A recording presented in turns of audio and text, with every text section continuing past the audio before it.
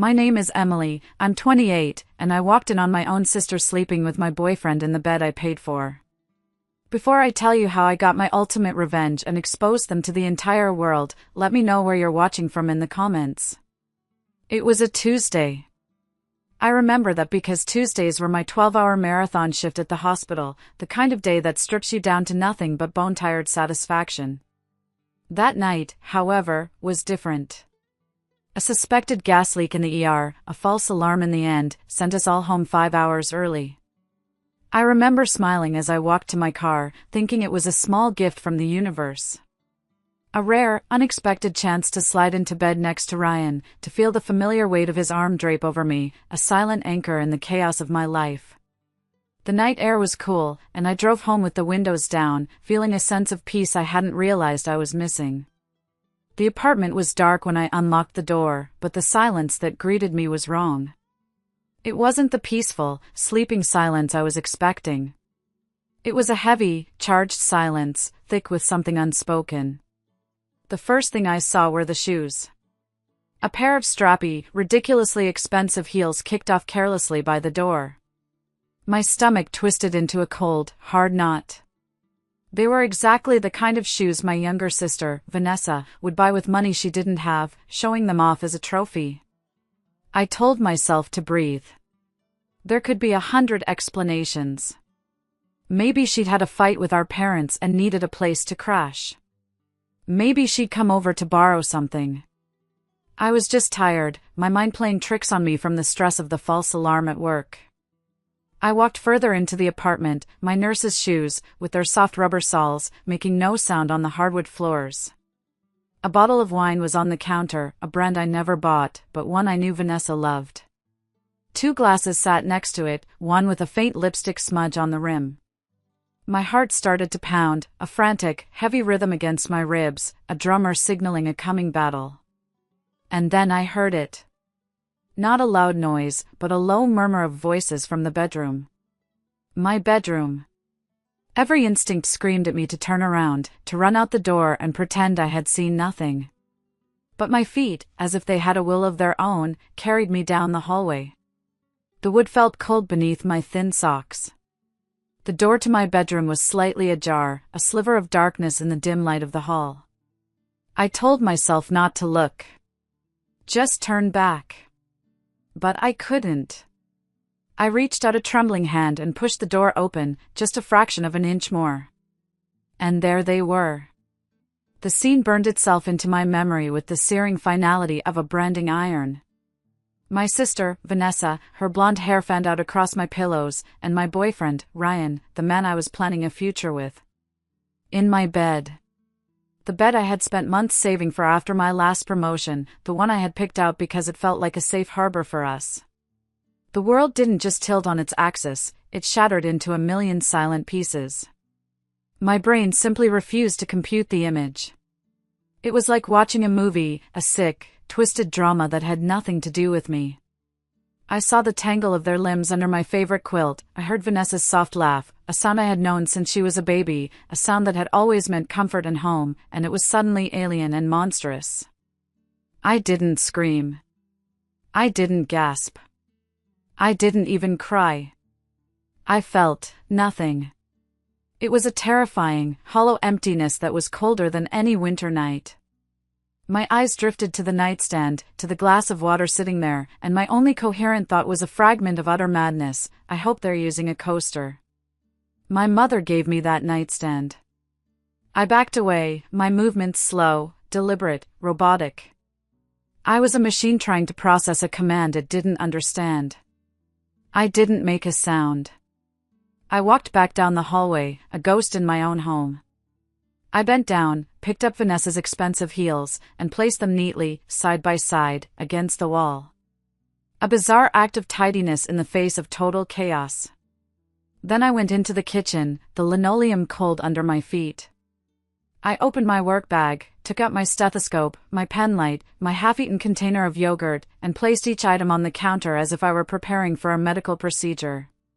The routine, the simple, mundane act of unpacking, was the only thing tethering me to reality. As I placed a container of leftover pasta in the fridge, the sheer, crushing absurdity of my situation finally hit me. I was putting away leftovers while my entire life was being systematically dismantled in the next room. And that's when it happened.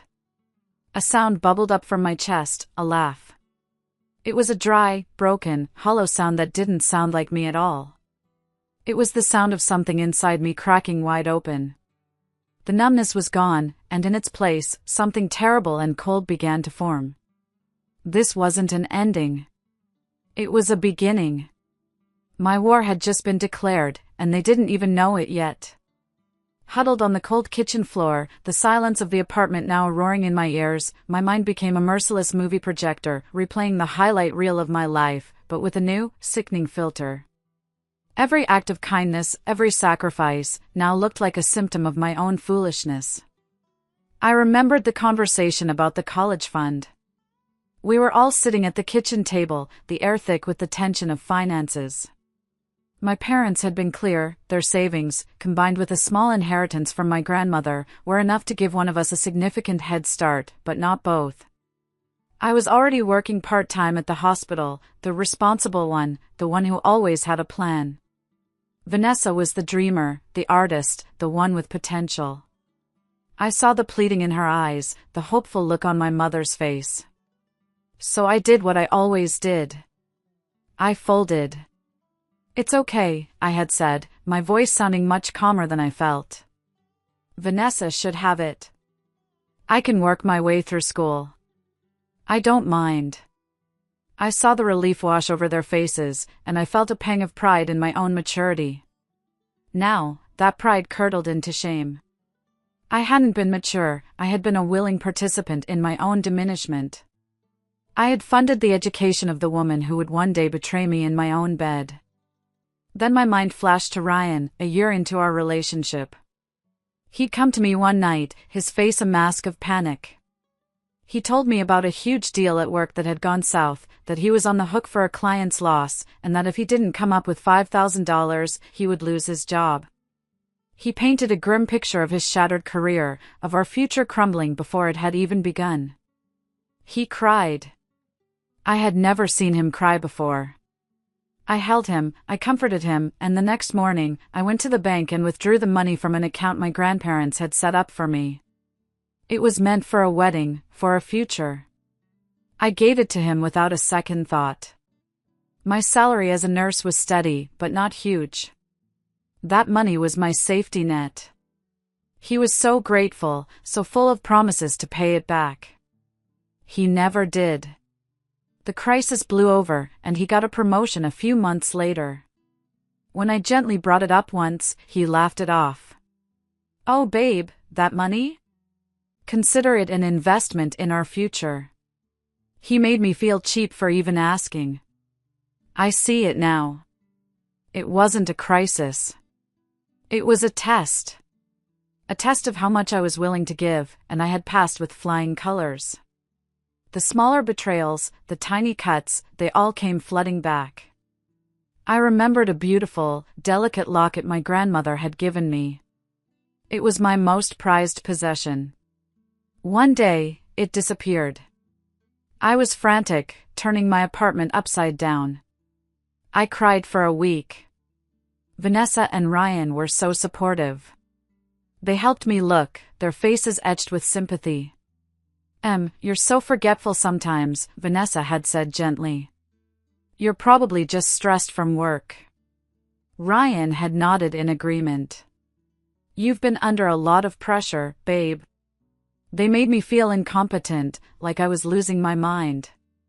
A year later, I saw a picture of Vanessa on social media from a trip she'd taken.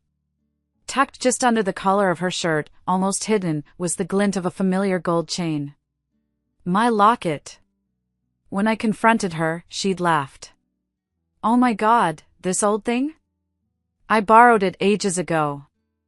I can't believe you're making such a big deal out of it." They had watched me grieve for something they had stolen, just to see if they could get away with it. My aunt's words from that phone call came back to me, sharp and clear this time.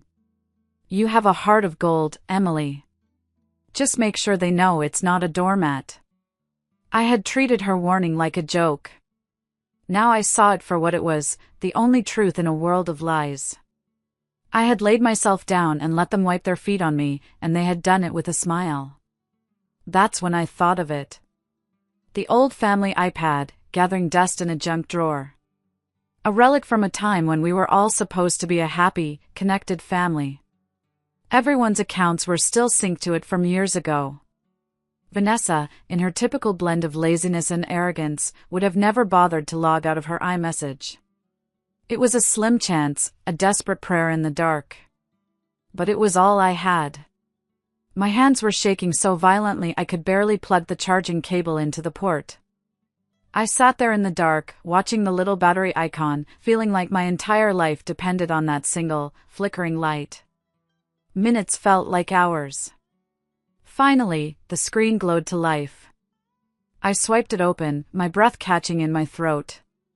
And there it was. A river of blue and gray message bubbles. A complete, unedited transcript of my destruction, stretching back over a year. I started to read, and the world fell away.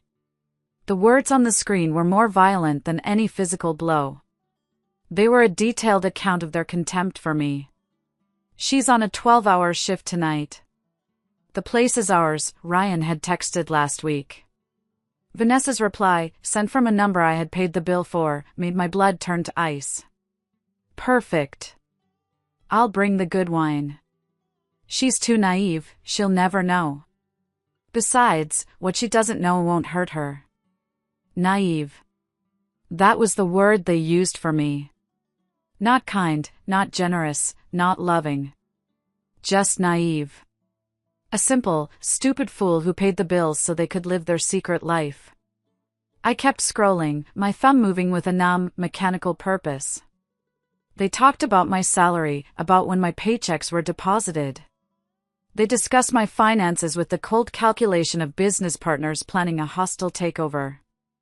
I saw the conversation where they cracked my bank password. Try Daisy 1997, the name of her childhood dog. She's that predictable, Ryan had written. And then Vanessa's triumphant reply, bingo. We're in. God, she makes it too easy. They had drained over $15,000 from my savings account. Small, untraceable amounts at first, then larger chunks. They were funding their dates, their clothes, their lives, with my sweat and my sleepless nights. But the final text, the one that broke something deep inside me, wasn't about the affair or the money. It was about my mind. It was a long message from Vanessa to Ryan, a blueprint for my character assassination. We need a solid cover story for when we finally go public, she had written, just 2 weeks ago. I've been laying the groundwork with Mom and Dad. I told them Emily's been acting strange lately, really paranoid and forgetful. I said I think the stress of the hospital is causing a breakdown. So if she starts accusing us of anything, they'll be prepared. They'll think she's unstable. We just have to act concerned, like we're the ones trying to help her through her mental health crisis. I dropped the iPad. It clattered to the floor, the screen spiderwebbing with cracks. I didn't even flinch. I stumbled to the bathroom, my legs feeling like they were made of sand. I gripped the sides of the sink, my knuckles white, and stared at my own reflection. My face was a pale, hollow-eyed mask of horror. They weren't just planning to leave me. They were planning to salt the earth behind them. To poison the well of my own family's love, to discredit my voice so thoroughly that my truth would sound like the ravings of a madwoman. That was the bottom. The absolute, crushing rock bottom. I slid down the cool tile of the bathroom wall, my body finally giving out. The sobs came then, huge, ragged, tearing their way out of my chest. It was a grief for everything. For the sister I had adored, for the man I had trusted, for the future I had so carefully planned. I cried until my throat was raw and my eyes were swollen shut, until there was nothing left inside me but a vast, aching emptiness. I thought the pain would kill me. I think a part of me hoped it would. But it didn't. As the first gray, unforgiving light of dawn crept through the small bathroom window, something inside me shifted. The grief didn't vanish, but it began to change. It cooled, it hardened, it sharpened into a single, lethal point of rage. They had mistaken my kindness for weakness. They had seen my trust as an invitation to be cruel. They thought I was naive. They thought I would break. They were about to find out just how wrong they were. I pushed myself up, my body aching but my mind suddenly, terrifyingly clear.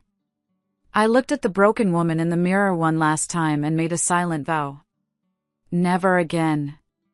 This was no longer about a broken heart. This was about justice. This was about war. For the next 3 months, I became an actress worthy of an Oscar. On the surface, I was the same old Emily. I went to my shifts at the hospital, I charted my patients, I smiled at my colleagues. I even answered the phone when Ryan or Vanessa called. My voice was a carefully constructed instrument of calm indifference. "How are you, Em?" Vanessa would ask, her voice dripping with the sticky sweetness of her lies. "Just tired," I'd reply, my voice flat. "Long week." They never suspected a thing. Their own arrogance was the best camouflage I could have asked for. They saw what they expected to see, the naive, clueless girl who was too busy working to notice her life being stolen. But the moment I walked through the door of my apartment, I transformed. The quiet, unassuming nurse vanished, and a cold, calculating strategist took her place. My home was no longer a sanctuary, it was a war room. Every waking moment outside of the hospital was dedicated to a single, all-consuming mission, to build a case against them so absolute, so damning, that they would have nowhere to run and nowhere to hide. The cracked iPad was my Rosetta Stone of their deceit. I didn't just take screenshots. I propped my phone up and made screen recordings, my fingers slowly scrolling through months of their treachery, my own reflection a ghostly image on the screen. I wanted undeniable proof of context, to show their lies unfolding in real time. I downloaded my bank statements for the past 2 years, printing them out and spreading them across my dining room table. With a red pen, I circled every single unauthorized withdrawal. Then, I cross-referenced each date with the iMessage logs. The correlation was perfect, a beautiful, horrible tapestry of theft. A $300 withdrawal on the same day Vanessa texted Ryan a picture of a new dress with the caption, "Thanks for the shopping spree, courtesy of Nurse Emily's salary." A $1,000 transfer the week before they took a spontaneous weekend trip to a fancy hotel. It was all there. But I knew I needed more. Texts and bank records were one thing, but I wanted them on tape. I wanted to hear their contempt in their own voices. I researched online, my search history a paranoid collection of terms like discrete recording devices and home surveillance.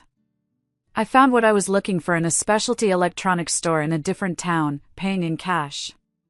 2 tiny, high-definition cameras, one disguised as a smoke detector, the other as a digital clock for my bedside table. Installing them was one of the most nerve-wracking experiences of my life. My hands were slick with sweat as I balanced on a chair to place the smoke detector, listening for the sound of Ryan's key in the door. The first time I reviewed the footage, I had to pause the video and go to the bathroom to be sick. Seeing them on my couch, feet up on my coffee table, laughing and kissing in the space that was supposed to be my safe haven, it was a profound violation. But I forced myself to watch. I cataloged every video, labeling them by date. I captured them discussing their plans, their voices casual as they plotted to use my credit card for a vacation. I heard Vanessa mocking the way I organized my bookshelves. I heard Ryan complaining about my long hours, the very hours that were paying for the roof over his cheating head. Each recording was another nail in their coffin. Living with them, with that knowledge festering inside me, was a unique form of torture. The tension was a constant, physical presence in the apartment. I felt like a spy in my own life. There were close calls that made my blood run cold. One Saturday, Ryan decided to do a deep clean of the living room. I watched in frozen horror as he picked up the very decorative box where I was hiding the USB drive containing all my evidence. "Should we toss this old thing?" he asked, shaking it. My heart stopped. "No!" I snapped, my voice sharper than I intended. My grandmother gave me that. He gave me a strange look but put the box down. He was inches away from discovering everything. The close call left me trembling for an hour, but it also hardened my resolve. They were sloppy. I would be flawless. After 2 months of relentless gathering, I had my arsenal. I made an appointment with a lawyer, a woman named Ms. Davis whose online profile screamed no nonsense. I walked into her sleek, downtown office and laid out my case on her polished mahogany desk. The printed bank statements, the color-coded timeline of events, and the USB drive. I spoke for an hour, my voice low and steady, detailing every betrayal from the affair to the financial fraud to the gaslighting plot.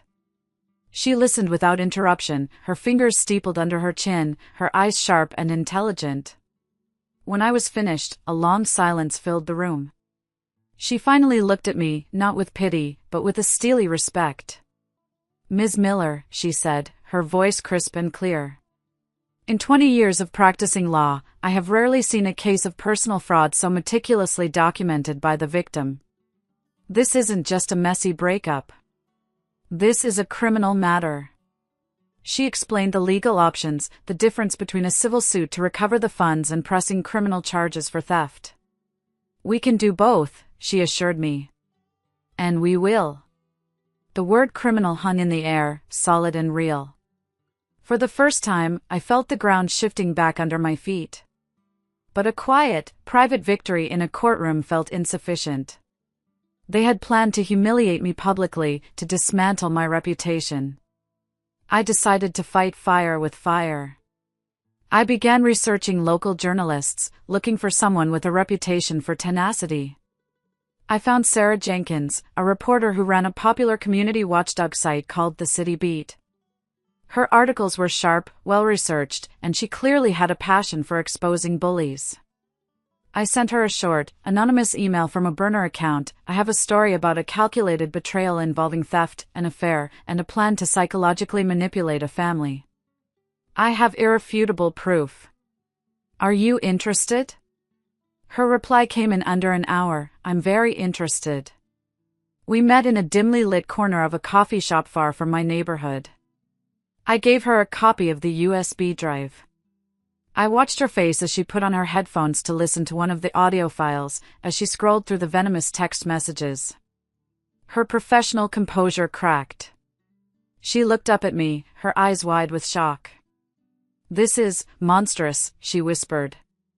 "They deserve to be exposed." We worked together for the next few weeks, a secret 2-woman team. She wrote the article, a masterpiece of factual, damning prose. I fact-checked every sentence. We planned the publication down to the minute, a coordinated strike designed for maximum impact. Then, the final piece fell into place. The embossed invitation arrived in the mail, the Miller family annual summer barbecue. It was their favorite event, a showcase of our supposedly perfect family. It was also the perfect stage. Everyone who mattered would be there, a captive audience for the final act of my play. I looked at the date on the invitation, and a cold, calm certainty washed over me. The board was set. The pieces were in place. It was time for checkmate. The day of the barbecue was aggressively cheerful, the sun shining in a cloudless sky. It felt like the world was mocking me with its perfection. As I drove to my aunt's house, my stomach felt like it was full of shattered glass. A voice in my head screamed at me to turn back, to just disappear and let it go. What if it backfired? What if they somehow twisted it, made me look like the villain? I pulled over to the side of the road, my hands gripping the steering wheel. I closed my eyes and took a deep breath. I thought about their laughter, their whispers, the word naive. The fear receded, replaced by a cold, hard resolve. I put the car back in drive. Walking into that backyard was like stepping onto a stage. The air was thick with the smell of charcoal and freshly cut grass. My dad, ever the grill master, was flipping burgers. My mom was fussing over a bowl of potato salad. And there, in the center of it all, holding court like a king and queen, were Vanessa and Ryan. They were a picture of radiant happiness. Vanessa saw me and her face lit up with a brilliant, predatory smile. She rushed over, wrapping me in a hug that felt like a cage. "Emily! Oh, I'm so glad you could make it. We were all so worried about you," she gushed, her voice pitched just loud enough for the circle of relatives around them to hear. The performance had begun. I played my part. I allowed myself to look tired, fragile. "Just been busy at the hospital," I murmured, letting her guide me into the circle. For the next hour, I was a ghost at my own family gathering. I endured sympathetic pats on the shoulder, listened to my own relatives tell me I needed to take better care of myself. All the while, I watched Vanessa and Ryan. They were masterful. They held hands, they laughed, he'd whisper something in her ear that would make her giggle and swat his arm playfully. They were building their narrative, brick by brick, laying the foundation for their big reveal. At precisely 4 p.m., just as Sarah and I had planned, Vanessa clinked a fork against her wine glass. A hush fell over the backyard.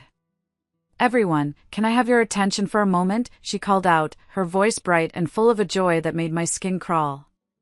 Ryan stood beside her, his arm draped possessively around her waist, a proud smirk on his face. This was it. The moment they would announce their love, born from the ashes of my supposed struggles. "Ryan and I have something wonderful we'd like to share," she began, her eyes sparkling. "I know it's been a difficult few months, with Emily's challenges, but through it all, we found a strength in each other we never expected." As the words left her mouth, I took out my phone.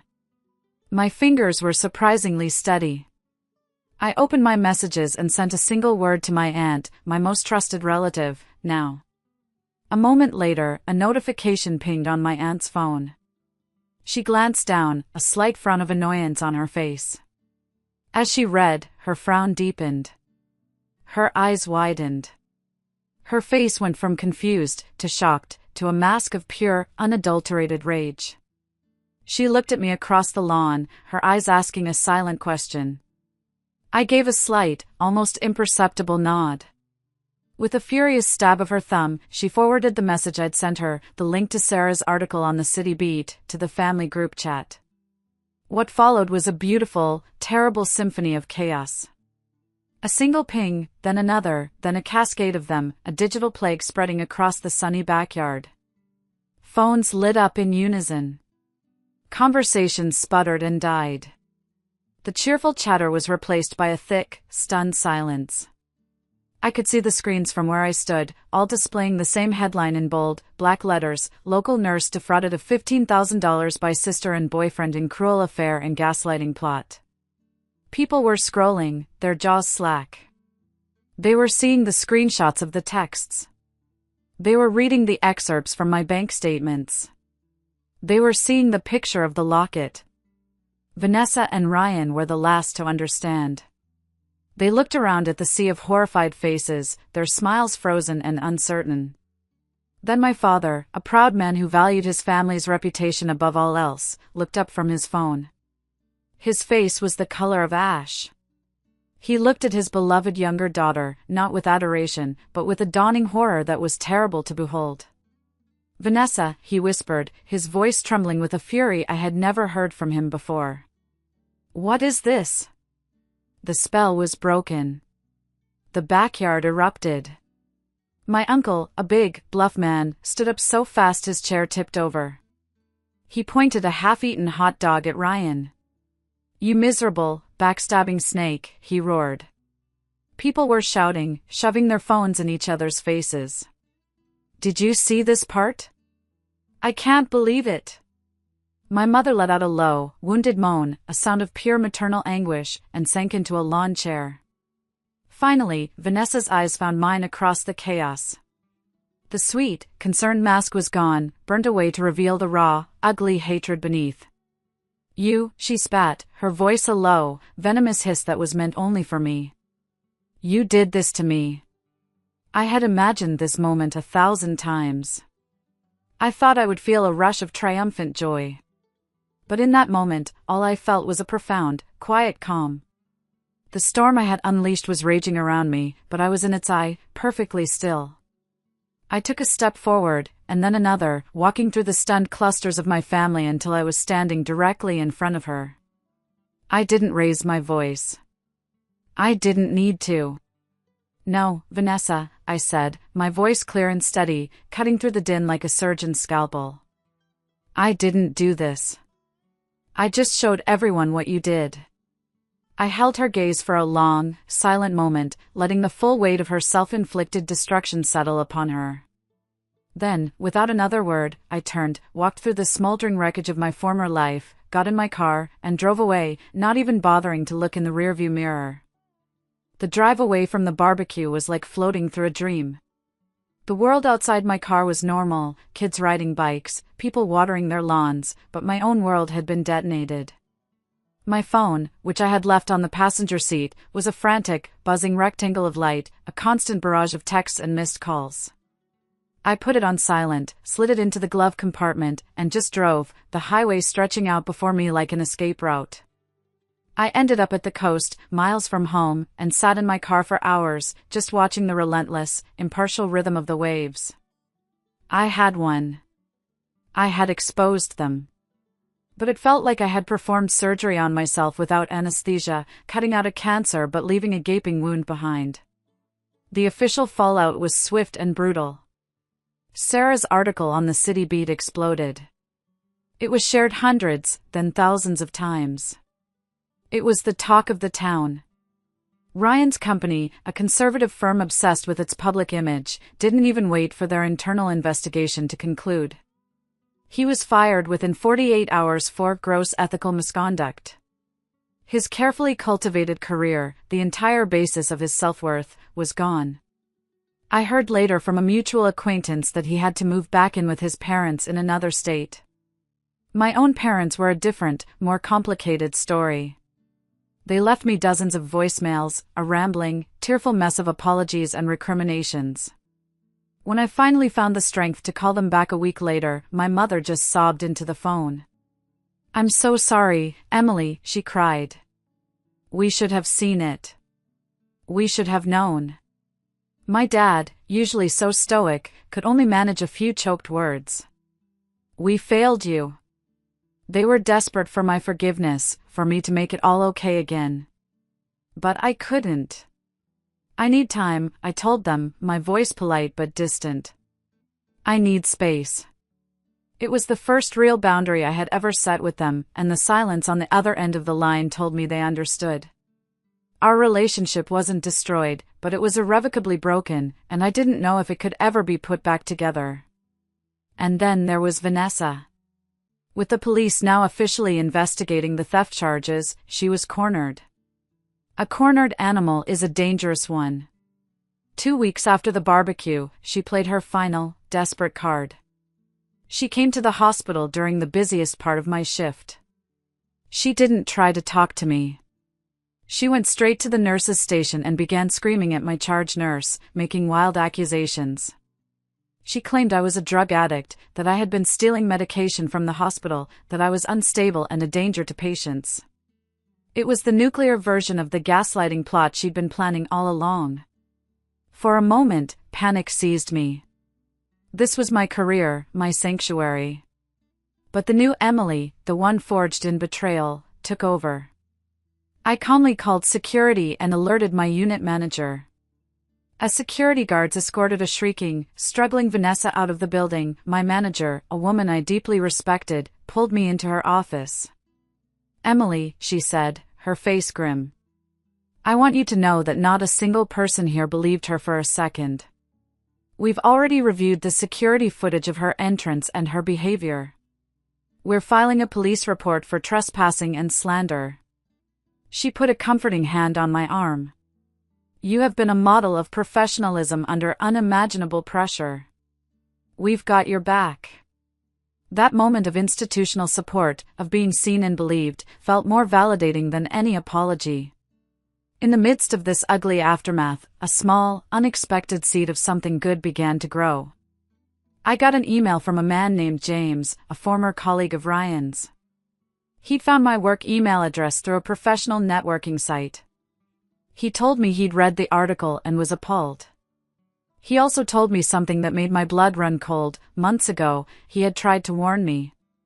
He'd overheard Ryan bragging in the office about how he had his rich nurse girlfriend wrapped around his finger. James had sent me a message on social media, a vague but pointed warning to be careful.